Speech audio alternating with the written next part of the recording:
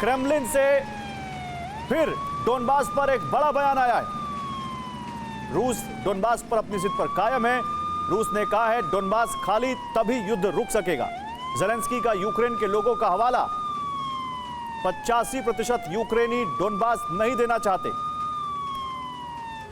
इसी बीच फ्लोरिडा में ट्रंप और ज़ेलेंस्की के बीच मंथन का कोई खास नतीजा निकला नहीं। डोनबास और ज़पोरिजिया न्यूक्लियर प्लांट पर विवाद अब भी जस का तस है।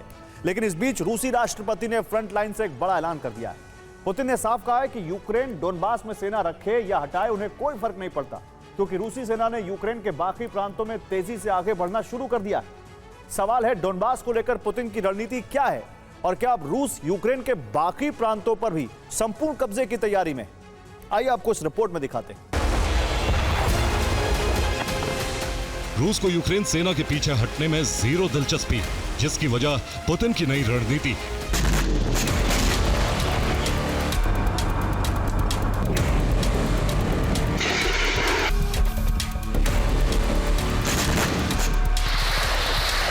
जिसे उन्होंने ज़ेलेंस्की और ट्रंप की वार्ता से ठीक पहले सार्वजनिक किया।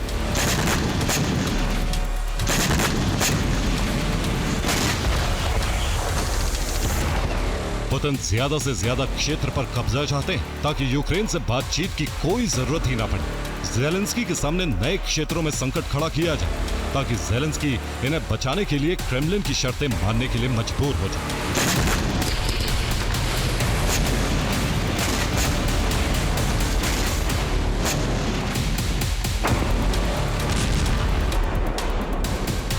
पुतिन का तर्क है कि रूस जितने ज्यादा इलाकों पर कंट्रोल करेगा, बातचीत की गुंजाइश उतनी ही कम होगी।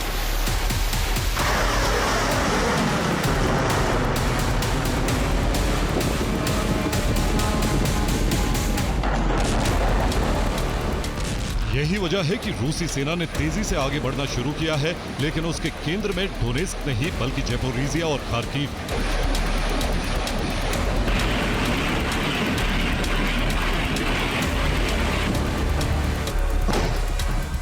रूस ने ज़पोरिजिया के हुलाई पोले पर कब्जा कर लिया।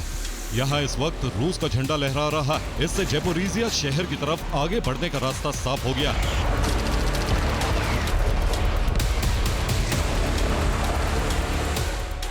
रूसी सेना ने ज़पोरिजिया के ओरिखीव की तरफ आगे बढ़ना शुरू कर दिया।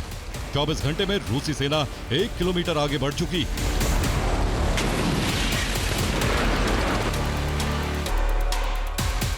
खार्किव के कुपियांस्क में भी रूस को कामयाबी मिली। यहां 3 चौकियों पर रूस का कब्जा हो गया। खार्किव के वैली की बरलक में रूसी सेना ने 15 स्क्वायर किलोमीटर पर कब्जा कर लिया।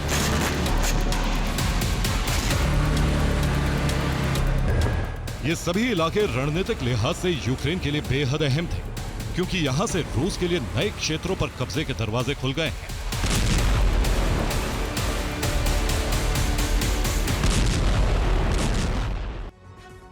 तो डोनेस्क, ज़पोरिजिया, लुहांस्क, खार्किव और खरसोन, ये वो 5 इलाके हैं जहां रूस का सबसे ज्यादा नियंत्रण है। फिलहाल रूस का प्राइमरी टारगेट ज़पोरिजिया और खार्किव है। यहां रूसी सेना को जबरदस्त बढ़त मिली है। रूसी सेना ज़पोरिजिया शहर की तरफ आगे बढ़ रही है। जनवरी 2025 में रूस ने वेलिका नोवोसिल्का पर कब्जा किया था, जो दक्षिणी डोनेस्क का आखिरी शहर है। यहां से ज़पोरिजिया प्रांत की सीमा शुरू होती है। करीब 11 महीने तक बॉर्डर इलाकों में संघर्ष के बाद नवंबर 2025 में रूस को ज़पोरिजिया के रिवनोप्लिया में कामयाबी मिली, जो यहां का बेहद अहम इलाका है। लेकिन अब रूसी सेना की रफ्तार बेहद ज्यादा बढ़ चुकी है। महज 1 महीने में यूक्रेन ने 4 किलोमीटर दूर हुलाईपोले शहर पर कब्जा कर लिया है। यह ज़पोरिजिया शहर तक पहुंचने का पहला चरण है। दरअसल पुतिन के जवान शहर से बहने वाली हाइचुर नदी को पार कर चुके हैं, जो यूक्रेन की डिफेंस लाइन का एक अहम हिस्सा थी। अब रूस मुख्य डिफेंस लाइन को बाईपास कर सकता है। इससे छोटे छोटे इलाकों से शहर तक पहुंचना रूस के लिए आसान होगा। खार्किव में रूस के टारगेट पर वोवचांस्क और कुपियांस्क है। 4 हफ्ते पहले रूस ने पेचेनिहो डैम पर बनी सड़क को तबाह कर दिया था, जिसे यूक्रेन रिपेयर कर रहा था, लेकिन रूस ने यहां फिर हमले किए। अगर यह सप्लाई रूट जल्द शुरू नहीं हुआ तो यूक्रेन के लिए इन शहरों को बचाना बेहद मुश्किल होगा।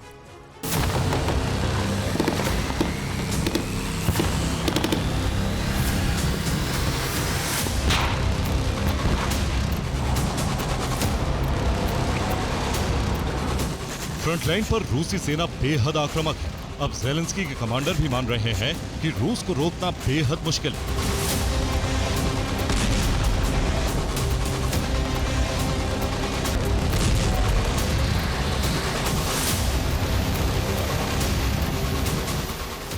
रूस एक तरफ फ्रंट लाइन पर तबाही मचा रहा है, तो वहीं दूसरी तरफ उसके टारगेट पर रिहायशी इलाके भी हैं।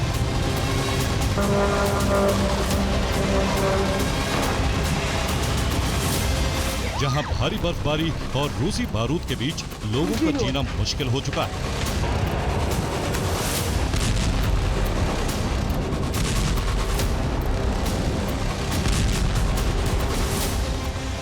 खेरसोन में रूस ने मकानों पर रॉकेट लॉन्चर से हमला किया, जिसकी वजह से करीब 10 मकान तबाह हो गए। वहीं कोस्टानिव्का पर कैप बम से हमले किए, जिससे जबरदस्त तबाही मची। स्लोवियांस्क में भी बर्फबारी के बीच हुई तबाही में लोगों का जीना मुश्किल हो रहा है।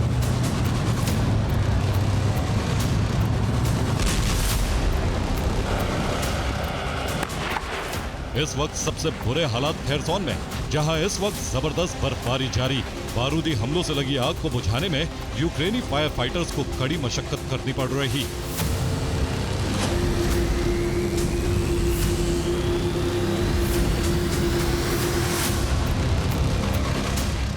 खेरसोन में रूसी हमलों से जबरदस्त नुकसान हुआ है। यहां मौजूद थर्मल पावर प्लांट तबाह हो चुका। कई इलाकों में गर्म पानी और भाप की सप्लाई ठप हो चुकी। खेरसोन में फिलहाल तापमान -, डिग्री में। अगर जल्द सप्लाई शुरू नहीं हुई तो शहरों को खाली करवाना पड़ सकता है।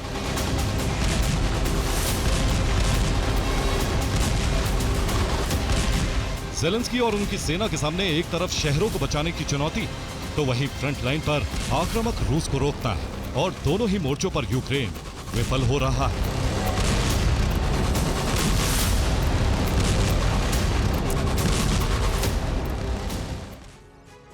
और बीते एक हफ्ते में फ्रंट लाइन पर यूक्रेन की सेना को जबरदस्त नुकसान पहुंचा है। यूक्रेन के करीब 4400 सैनिकों की मौत हुई है। वहीं रूस ने यूक्रेन के 21 टैंक तबाह कर दिए। फ्रंट लाइन पर मौजूद 50 यूक्रेनी तोप नष्ट हो चुकी हैं। यूक्रेन के करीब 14 इन्फेंट्री फाइटिंग व्हीकल रूस ने ध्वस्त कर दिए हैं। दावा है कि यूक्रेन की सेना के करीब 100 सैन्य वाहन बीते एक हफ्ते में तबाह हो चुके हैं।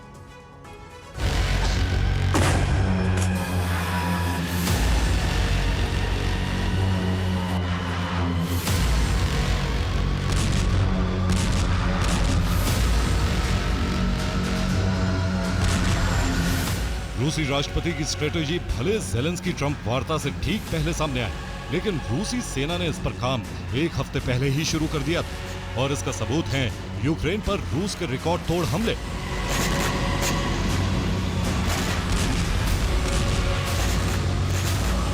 बीते एक हफ्ते में रूस ने यूक्रेन पर 2100 ड्रोन दागे, यानी प्रतिदिन रूस ने 300 ड्रोन हमले किए। वहीं 800 गाइडेड बम से अटैक किया, यानी रोजाना करीब 115 गाइडेड बम गिराए। साथ ही 94 मिसाइलें दागी, यानी प्रतिदिन करीब 14 मिसाइलों से अटैक किया।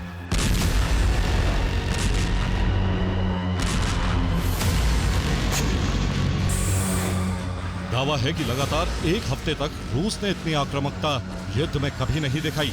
हालांकि ये यूक्रेन में होने वाली तबाही का ट्रेलर मात्र है।